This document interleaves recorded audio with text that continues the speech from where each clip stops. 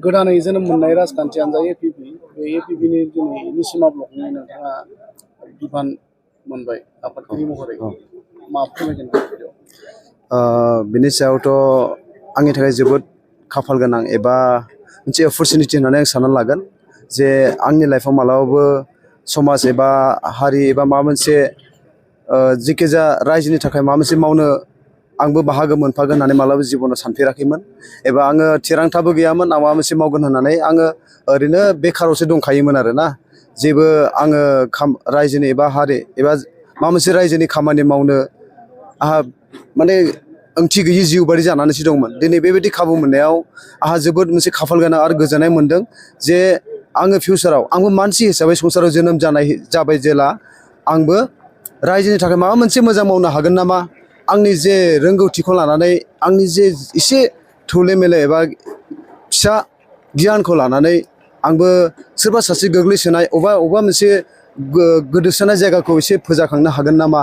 बे party alternative पार्टिनि गेजेरजों मानोना जों गोबां पार्टि दङ जों मिन्थिगौ जे जोंबो गुबुन गुबुन पार्टियाव थाबोबाय नाथाय जोङो ओरैनो साइड हिसाबैल' जों मावबोदों थाबोदोंल' नाथाय बिदि डाइरेक्टलि माबा मोनसे खामानि मावगोन मालाबा मावफेराखैमोन नाथाय बे लाइफआव जानो हागौ आंनि समाबो सफैबाय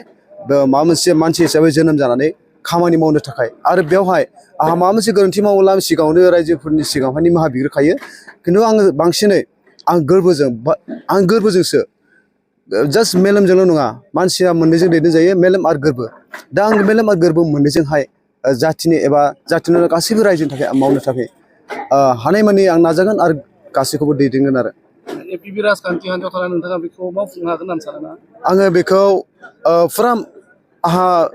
एफाराव आंहा एबिलिटि गैया नाथाय हानायमानि बेखौ फुरा आं कनफिडेन्ट होनो हाया जे आङो 100% मावफुंनो हागोन आङो आंनि बोलोजों एबा माबा मोनसे बोलोजों नाथाय बियो सिस्टेमेटिकेलि थांगोन सिचुवेसनासो खोन्थागोन मा मावनांगौ मानि उनाव मा जालांगोन बेखौ सिचुवेसना खोन्थागोन जाय मानसिया इन्टेलिजेन्ट जाय मानसिया साननो गोरों बे मानसिया अट'मेटिकेलि सिस्टेमेटिकेलि थांफागोन सिचुवेसनजोंहाय आरो बेखौहाय रावबो थोननांनाय नङा जाय मानसिनि गोसो गोरबोआ गोथार आरो सिदा बे मानसिया अट'मेटिकेलि थांफाखागोन दिनै बिटिआर हालामाव बर'नि मोननै मैखोम राजखान्थि हान्जा बिटिआर आरो इउपिपिएल दङ बेनि गेजेरावबो दिनै एपिपि राजखान्थि हान्जाया आगान सुरफानो ओंखारदों गोदान राजखान्थि हिसाबै नैबेनि सिमा हालामाव रायजो राजाफोरनि गोहोमा माबादि गोदान पार्टि हिसाबै जोंथ'